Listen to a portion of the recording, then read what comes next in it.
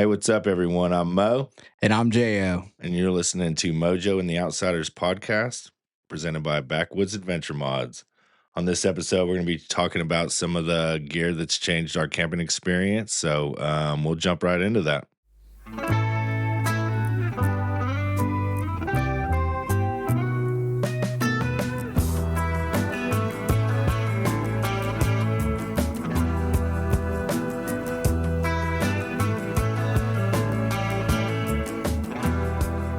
Well, hey guys, on this episode, like Mo was saying, we're gonna go over, gear that's like kind of changed our camping experience, things that have made made life a lot easier while out in the woods. Mm-hmm. This is gonna be stuff that it's not things that you have to have while going camping. So we just want to make that, kind of very, clear. These are things that, they're just they're luxuries, wouldn't you say, Yeah. Mo? Yeah. We are not experts. These are just things that have made our camping experience more enjoyable. I'm sure there's people that go more minimal when they go out and stuff like that, and that's perfectly fine. But these are some of the things that have made my life a little better. Yeah. Mo, what would you say like would be your first gear item? Oh man, for me, it would be adding a refrigerator. Living here where we do, Arkansas gets plenty hot in the summer. So when I first started getting into this car camping, overlanding, whatever you want to call it, I was probably like most of the folks. I had a cooler, so time was limited. When it was hot, I'd either have to go back to town and get ice or something like that. So even a 3-day weekend would be hard on a cooler. So adding that refrigerator made everything better. No more ice stops. Everything's going to stay cold. And really, I can bring ice cream. So, Yeah. it doesn't get much better than that for me.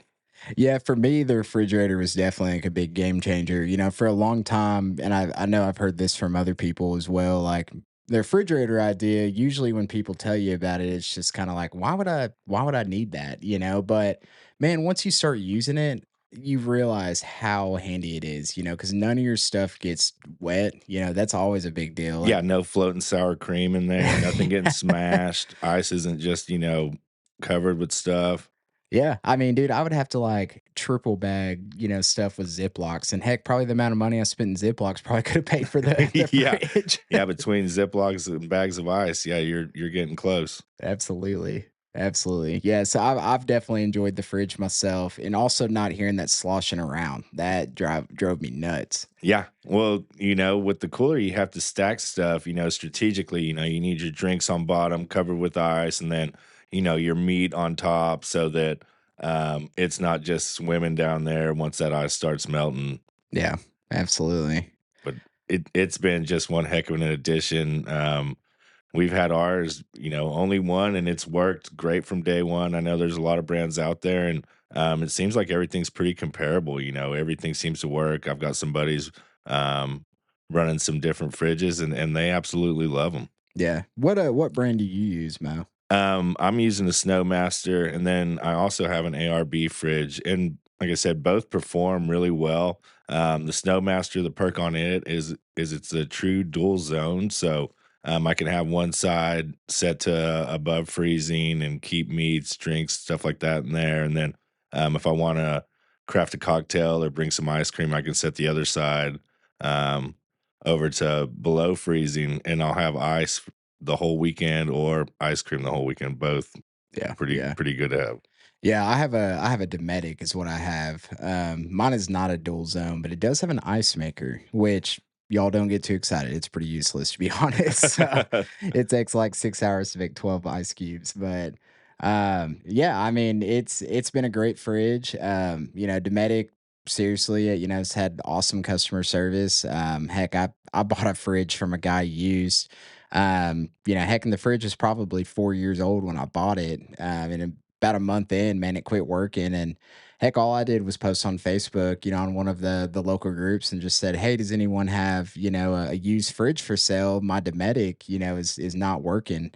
And dude, I'm telling you, like one of the reps from Dometic reached out and dude, I mean, I think it was like within 2 weeks, they had a brand new fridge sitting on my front porch and was an upgraded version at that. And dude, I couldn't believe it. I mean, yeah. You gotta love when a brand stands behind their product like that, come tell you after the fact, you didn't even buy it new, but still it's got their name on it. They're ready to support it. Yeah, absolutely. Well, for me, I would say like a big game changer from the get go was the diesel heater. I mean, no doubt. Yes. The diesel heater has been incredible. Like my rooftop tent, for instance, like guys, I'm gonna be honest, it leaks horribly. I mean, it leaks really, really bad. And man, there's been times during the winter where I've, opened up my tent, it's literally soaking wet. Man, I'll pop that diesel heater on, turn it on, let it sit in there for about 2 hours, and dude, the tent will be completely dried out. Oh, that dry heat's tough to beat, like everybody's starting out camping in the cold, you get used to waking up with condensation on the inside of your tent. So having that diesel heater, the first time we started running it, and you wake up and everything's dry, your clothes are comfortable, it's easy to get up, get out from under the covers, get ready. So I mean, they make it really nice in the winter. Oh yeah, man. I mean, like I've camped in shoot, probably actual temperature 15 degrees with that diesel Hmm. heater. And it's like, heck, I'll be up in my tent with basketball shorts on, and don't even realize how cold it is. And then you pop up in that tent and you're reminded real quick, of how efficient those things are. Oh yeah, but same as you, same as me. We've camped out here with snow on the ground, big old, pieces of ice and stuff like that. And having that heater makes it so nice. You can start it an hour or so before you want to jump up into bed. By the time you get up there, everything's going to be comfortable. You're not going to have any problems. You're not going to crawl into a cold bed and wait for that thing to warm up. But dude, change your life. And I know the prices on these things range anywhere from $100 to 1,100 bucks. Kind of depend where you want to get into these. I've been using one from Amazon, and it's done nothing but work. You can't understand the instructions or make sense out of the remote, but um, once you figure out how to turn it on and kind of operate some of it, you can get the most out of this thing. Yeah, do you feel like it's worth, spending, because I was actually having this weekend or this conversation this past weekend with my father-in-law. Do you feel like it's worth, spending quite a bit of money on like a nicer diesel heater, or do you feel like it's okay just to buy a cheap one? I mean, for me, the cheap ones worked. It was one of those things when I first got it, whether I'm going to like it, how's it going to perform. So I didn't want to just throw all the money in the world at it. And now I'm going into my third winter with this diesel heater, and all I ever have to do is put diesel in it, so it just works. Like I said, they're fairly simple devices once you open them up and stuff and get into them. But um, I've never used one of the higher end brands. I've got a HCal one, and it's same. I bought it off of Amazon, some kind of crazy Black Friday deal. I think I paid $60 for it. You know, Holy cow. yeah, and that's my second diesel heater. I just as much as the first one changed my life, when I saw that one go on sale, I said, "Well, add to cart. Doesn't hurt to have a backup. $60. Come on." Yeah. Well, they're definitely like pretty resilient, man. I mean, like the cheap one, because the Yeah. one I have, I want to say I paid about $100 for it. The form factor of it's perfect, man. Hmm. It's decent size. It's not some massive thing that you have to put in your vehicle. And dude, I mean, like you've watched me catch that thing on fire. You've watched me like Yeah. almost kill my wife with it on Yeah. accident. So Yeah. yeah, like we were in Wyoming and yeah, I can't remember exactly what happened, but somehow I caught the bag that I was storing my diesel heater in on fire. And then about 10 minutes later, we hear my wife, just coughing her absolute head off. We look up and I'd realized what I'd done. Dude, she was dying up there. Yeah, I realized what I'd done. So she was in the tent and I'd started up the diesel heater, but I'd accidentally swapped the intake and the exhaust. So what it was doing is it was shooting all the exhaust up into the tent and just basically choking my wife out. And dude, she opens up that tent and then just smoke barrels out the side of this I mean, it thing. looked like a house fire up there. I mean, Yeah. she opened it, just smoke barreling out of this thing. You see her head coming out of this thing. And I mean, when I say she is dying, I mean, she is literally just coughing so hard trying to clear her lungs of all this Yeah. smoke, Yeah. And 2 years later, I'm still using that same heater. So it's right? like, Tried and true. Like I said, they're very simple things, but a little finicky. But Yeah, like you said, you're $100 into one. I'm probably $150 into the two I have, and like I said, all they do is work. It's a simple way to upgrade your winter experience. You don't have to be a fair weather camper with one of these. Yeah, absolutely. Well, Mo, other than like a fridge, what would you say your next item is, other than like a fridge and a diesel heater? Man, comms are a huge thing for me. On one of our first trips, the wife and I's, we took off, and without knowing much of anything, we knew we had a sweet forerunner, and we had roads that we could go drift around and find some cool things. And this is part of being new. You look at stuff on Gaia and stuff like that, and you know it's a legal road because the line's there, but um even trying to read the topos, you don't know what the trail actually is like. And we got down this trail, started pointing down it, and like a lot of trails, just because it starts getting hard doesn't mean there's a spot for you to turn around. So um, we had to commit to it and everything like that. And the whole time I'm thinking is, man, if we get stuck out here, I don't have any way to communicate to somebody that I'm stuck or anything like that. So we got back, comms were ordered, and um, like I said, it's always great to be able to stay in touch with folks, even if you're not doing anything crazy. If you're going out for a week, let people know. We always let Mariah's dad know kind of where we're at. We made it safe. We're at camp so that the people that care about you aren't just worried about you. Yeah, yeah. What do you use for comms? So I've got a Garmin Inreach, and it's super handy for sending text messages, stuff like that, having people kind of meet you.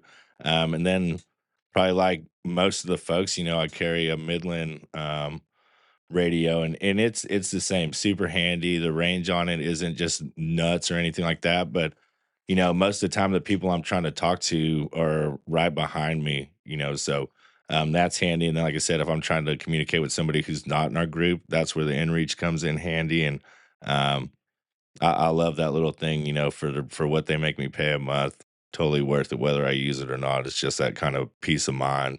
Yeah. Yeah, and like, for me, I use just a Midland radio. I don't have a Garmin InReach or anything like that. I definitely want to get one. But honestly, something that's really kind of intrigued me is like that new iPhone feature, Hmm. Yeah, so I guess iPhone, I still haven't tested it out or seen anyone use it, but I guess like with the new iPhones, you can somehow set it up where you can still contact people if you don't have cell signal, I think is what it is. Yeah. Yeah. I'm very unsure of how it works. I'm same as you. I haven't really dove into how it works or attempted to try it, but it's cool to see people like that kind of catering to what people like us want to use these phones for, not just stand in town and use them, but also be able to communicate when we're away from cell service. Yeah. Yeah. Yeah, so for me, I guess like my next item would be definitely like a rooftop tent for sure. I know like that's kind of controversial with some people. Some Hmm. people just for some reason hate rooftop tents. For me, they just make my life easier to be honest. I drive a very storage challenged vehicle. So, putting anything else like a tent or anything like that in my vehicle can definitely be a problem. And like I had a Gazelle tent, which keep in mind they're awesome tents. They're Hmm. really, really good. But I had one of those for shoot about 3 or 4 months. And then dude, after a while, I mean, I got so sick of like trying to wrestle that thing into the bag and, strap it on top of my vehicle and everything else. And I just kind of figured I was like, well, if I'm strapping this tent on top of my vehicle as it is, I may as well just keep a tent up there permanently and open it when I need it. So Yeah, and same, love our rooftop tent. We've went through all of them. We're on our third tent, and there's things that you learn as you go. We start out with the Yakima tent, super basic, very thin, more of a 3 season tent. Upgraded from it to a Darchi, had a harder shell. Or not, it wasn't a hard shell or anything like that, but the canvas, the material was thicker, so it improved on that front and everything like that. Sleeping pad was great. Um, but with that tent where versus the Yakima, what we realized was we could keep all our bedding up there, keep all our pillows up there, and same as you, the Forerunner. only has so much space when you're trying to bring a wife, a dog, all those things, every bit of space you can get in the cab's what you want. Yeah, well, and dude, like I'll tell you, even for outside of camping, like it's honestly nice knowing that I have my rooftop tent with me Mhm. cuz if I'm traveling or, shoot, let's say I'm just going a couple of hours to a buddy's house and maybe I don't want to drive home, that kind of deal. Yeah. Dude, it's nice knowing that it's there and I can use it whenever I want. Yeah. Yeah. I mean, they're handy as can be. I mean, like I said, for the Gazelle is a great tent. You touched on it, it's the pack up process that kind of steers people away from that. If it rains and you have to bear hug this thing and it's all wet, nobody's trying to do that. Where if you're putting up a rooftop tent and it's raining, you don't have to get up there and hug it or anything like that. You're still going to get wet, but not just going to be soaked to the bone. Yeah. Yeah, and muddy and everything else. So yeah, absolutely. But no, those have been great things, and same, you kind of touched on it too. Both of us with our in cab vehicles not having a truck bed, limited on space. Another great addition for us would have been our storage. Being able to keep stuff organized, Yeah. having a drawer set up, really did a lot. The more you go, the more you figure out what always needs to come on this trip. I know I'm going to make coffee. I know I'm going to cook. So having shelves built out or drawers built out that hold all these things that I'm going to bring on every trip, really helped with the organization and kind of keep the inside of the Forerunner from just becoming a tornado. Yeah, well, and it's sweet too, because like I totally agree, dude. Your system, I mean, man, I love it. I love having it. I built mine myself. You built yours too, I didn't you? did. I did. I started out with the bought one. Um, Dobinson's one, and it was great. It just didn't check all my boxes. After using it for a year, I knew I wanted to make some improvements of what I wanted my storage to look like. So took some time, but yeah, building your own. I mean, if you've got any kind of skill set, a few hand tools laying around, you can really build out a set of drawers for, as much as you want to put into them, from $300, $700, depends how nice you want to make them. Yeah, I mean, like I'll tell you, I'm no craftsman, like no No, craftsman at no. all, and you can definitely look at my drawer system and tell that it's not professional. But I actually kind of love it though because man, it's like it's just got its own character, Yeah, And yeah. yeah, and like Mo said, you get to kind of make it your own and make it fit your needs and how your vehicle needs to work. And it's like mine, a lot of people will do, a drawer side by side, but I actually don't have that at all. I have my fridge just on one side and then I have like a triple stack of drawers to the left of it. And Mhm. that's been perfect. It's like I got one spot for, car parts, one spot for, camp goods, and then another spot for, whatever. So Well, yeah, and the thing you left off was your super cool cooktop that's built into your bottom slide. I've yeah. watched you slide that thing out. You've got it set up a lot like how a Tembo Tusk is, and being able to have that little saucer there and cook in it is super cool. And that's something you're not going to find on a drawer system that you can buy.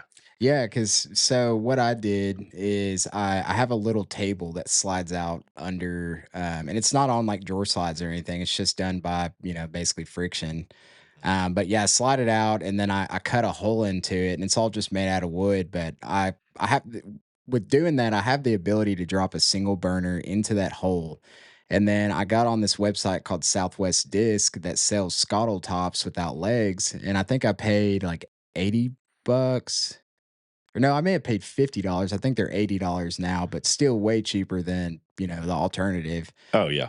And dude, it's sweet because yeah, it's like I can just cook, with pots on there, pans. I can use that scuttle top. I mean, dude, it works awesome. Yeah, well, it checks all the boxes, right? It's like I've had breakfast that you've made on there for anything from biscuits to a bunch of tacos that you made last time on it. So it's very unique and can be used for a lot of things. Yeah, absolutely. I know I've seen you use hardcore lights a lot. It seems like you love those. Dude, I go nuts for them so much so that we bought another 4 pack, and those little things are super handy in the summertime. I'll set them around camp, and I've realized if you set them away from the campfire and stuff like that, and just leave them on that white light, you can attract a lot of the bugs and stuff like that over there and away from the campfire. And so that's super cool. Obviously, I've used those also under the hood of the Land Cruiser. There's no light under there when you pop it. So being able to pop a hardcore on and use the magnet and stick it to the hood. Um, Now I've got a work light, a scene light, also used it whenever rebuilt the berths, got laid on me and was able to stick it up in the wheel well. But having any kind of, lighting around camp is always nice. Lets people know that you're there. If somebody rolls up late through night, when the hardcore lights, they have what, one clear light, and then you can turn it to an amber light, and they've been super super handy. I mean, kind of low key, small item, but it's something we use every time we go out. Yeah. Yeah, well, and it's funny you brought up the whole, attracting bugs. I That's brilliant. I've never even thought about that, to be honest with you. Like Dude, it yeah. works. It Yeah. works. Like I said, you just throw them like you would. We've got a 4 pack that come with us in the runner, and you set three of them, kind of off behind everybody. And the cool thing about these lights shining up, I mean, you can see these bugs just going nuts over this thing. And if they're over there going nuts, that means less are over by us going nuts, and that's perfect. Yeah. Yeah. Yeah, that's such a simple thing that I've never even thought about. So, that's a good tip. I'm definitely glad you brought that up. Right? Pro tip: stash Yeah. that one back. Yeah. For me, something that I have really enjoyed, and really this is in most, new cars, but you can add it easily at any time to pretty much most vehicles nowadays, is Apple CarPlay. Honestly, I mean, Hmm. it's super nice, not having to have 45 iPad minis on your dash with RAM mounts everywhere. And it's Yeah. like, hey, I just turn on my Apple CarPlay and I'm usually ready to rock and roll. Well, yeah, the way that they work, they're able to bring up Gaia and stuff like that on your CarPlay, and so you're able to track where you're going. And then, it's just convenient not having to look at a small screen, whether you're trying to find your route, select a song, all those things make it easy. Yeah. Yeah. It really does. It really does. But we've definitely, kind of went through it. It's not something we landed on or anything like that. Kind of did our own research. You're going to have a ton of folks pumping gear in your face, and they're going to tell you it's the best and stuff like that. But really, it's like talk to somebody who's running something like that. Somebody who's gonna shoot you straight and let you know whether that's a purchase that should be made, or if you're wasting your time. I've got as many good things as I've got some stupid things that just sit in my garage now, things I thought I needed and stuff like that were gonna make my life easier. And they, they did for a time, but were they worth the hassle of bringing along? Not really. Yeah. For me, I mean, dude, what I always do, and I feel like maybe I've said this on this podcast before, but, like whenever I'm making a list or like trying to figure out what I want to bring, what I always do is I'll make a list of, like, for instance, if I get out there and I find I need I don't know, longer handle silverware or whatever, I'll Mhm. put that on the list. And I may not add it to my, kit right off the bat. What I'll generally do is the second time I go camping, I'll pull up that same list that I made the time before. And if I find myself needing again, then I'll check it. Yeah. And then once it's checked, I know, okay, I need to get this because now it's been twice in a row that I felt like I needed it. And for me, that's like a massive way I have really cut down on the crap that I bring. Cause dude, I used to bring everything. So Oh yeah, same, same. I mean, we still do bring a lot, but a lot of it's stuff we want. It's gonna make our trip more enjoyable. I mean, silly things. Not everybody runs around with the jewel cuss shower or anything, but for me and my wife, that's another one of the things that we added that for longer trips. Uh, Trying to talk her into not showering for a few days, I'm going to lose that fight, 10 out of 10 times, man. yeah, So I want to stay out in the woods. She wants to stay out there, but she's going to want to shower. So adding that jewel cut just made it nice. We're able to either, I've filled up my water with streams and stuff like that. I've thrown the pump into a creek and showered that way. It's just a silly thing. Not everybody's going to use it. Not going to check everybody's box. I know there's some hardcore folks out there that probably laugh at the idea of taking a shower, but for me, super handy. Oh yeah, man. I mean, same thing with me. Like I don't currently own like a jewel co or anything like that, but I'm sure my wife would appreciate it for sure. Like I imagine those longer trips would be a lot easier if we had something like that. And I've definitely considered it because I mean, really they're pretty reasonably priced. I mean, Hmm. coming as a ex plumber, I definitely, compare the prices to like a normal water heater and like what you can get a jewel co for what are they right now? I think they're around 300 bucks, maybe 269, something like that. I can't remember what I last saw one for. And Yeah. they have different kits, it's like you can buy just the basic shower, you can buy a shower sink combo, or you can buy this shower sink combo with a tote, so and a shower room, Yeah. so it's like whatever you're trying to get, they kind of have that option there. I went the just basic shower route. That's all I needed. But being able to have hot water is just a nice comfort. Well, dude, I mean, $300 is honestly very reasonably priced because I've seen them. It's a tankless water heater, is essentially what it is.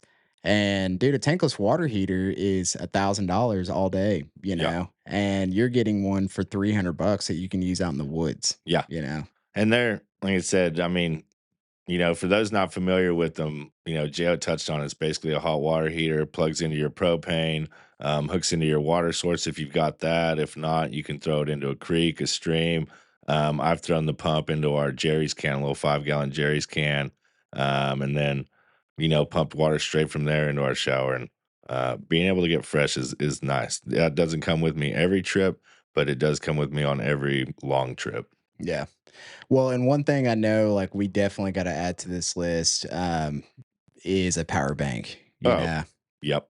I mean, that's one of those deals. I mean, you definitely don't have to have it, like, by No. any means, but man, it's gonna make your life a lot easier. Yeah, and we'll say it again. We are no experts in this. This isn't like you guys need to be adding all these things to your cart and checking out. But these are things that we've noticed that have made our camping trips more enjoyable. And having a power bank super handy. It runs my diesel heater.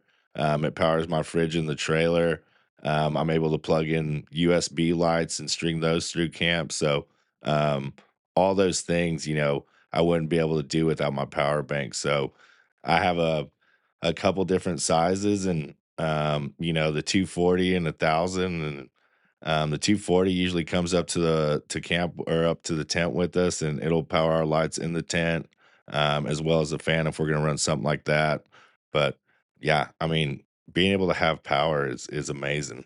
Yeah, I mean, like, our buddy Dylan the other day was telling us that he was charging his e-bike off of it while Yeah. going down the road. Dude, I rolled up to meet him at the mountain bike trail, and I jumped out, and he's got this power bank. He's got it running, chased it through his back door on his GX, and has it zip tied down to his bike rack, plugged in, showed up. That thing was juiced up, ready to rip. Yeah, yeah. So, I mean, it's like, dude, they're handy for really, I mean, anything, Hmm. especially at home use too, so Well, and they're the same. It's like if you get any kind of solar power, or if you're using, any kind of solar energy, those things will usually charge faster than you'll burn the juice if you're running a fridge and stuff like that. And so it's super cool to just be standing there.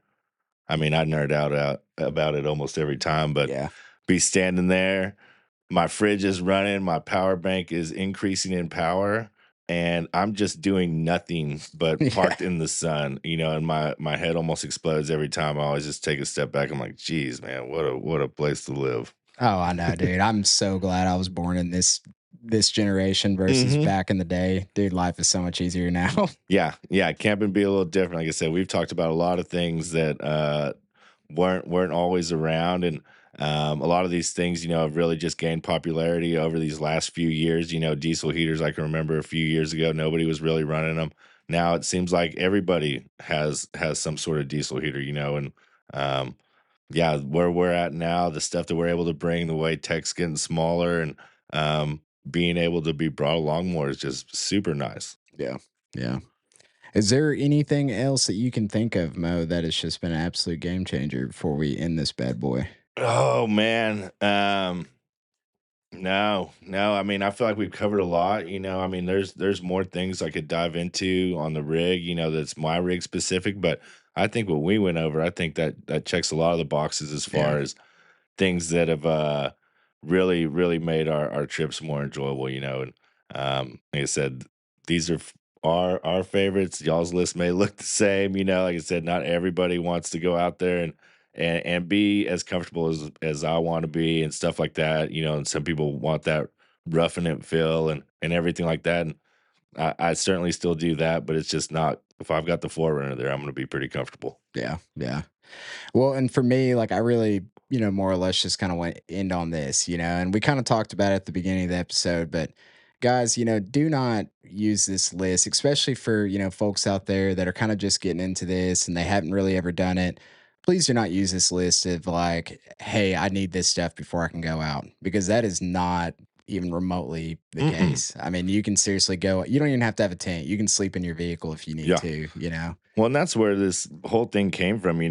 When I first started, there wasn't no list or anybody telling me to get this or that. It's kind of learned as we go, and a lot of these things have been added over years of doing it and stuff coming out. And yeah, I absolutely love it. Yeah, I mean, because not only are you going to save yourself money by just going out and figuring out what you need as Hmm. you experience, but you're also going to appreciate those things a lot more too. Because you're going to remember, like when you kick on that diesel heater, you're going to remember all those cold nights that you spent without it. So Oh, and those things they'll roast you out, man. yeah, I said I can't figure out the instructions on it, but I know that.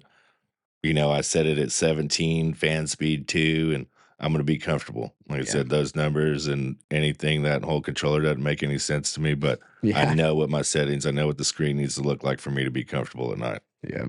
absolutely. We're also gonna do a new little segment. If you guys have made it this far, we're gonna be offering a 15% off your next order, and this is gonna run for the next 2 weeks until the next podcast drops.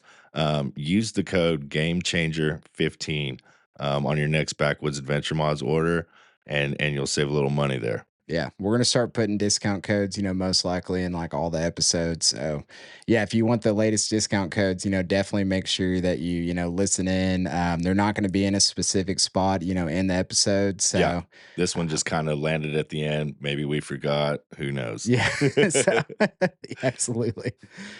But heck yeah, guys. Well, awesome. Definitely appreciate y'all listening in. Of course, as we said earlier, I'm Jo. Mo, man, we seriously appreciate y'all tuning in, everything like that. We've met a couple of listeners out on the street, and it's super humbling, man. When I say I appreciate y'all, man, I cannot mean that enough. Like seriously, y'all are the best. We're lucky to be able to do what we do. Oh, so lucky. Well, awesome, guys. Well, yeah, check us out on backwoodsadventuremods.com. Instagram is Backwoods Adventure Mods. YouTube is the same. Guys, y'all have an awesome rest of your week and have a great holiday and peace. See y'all.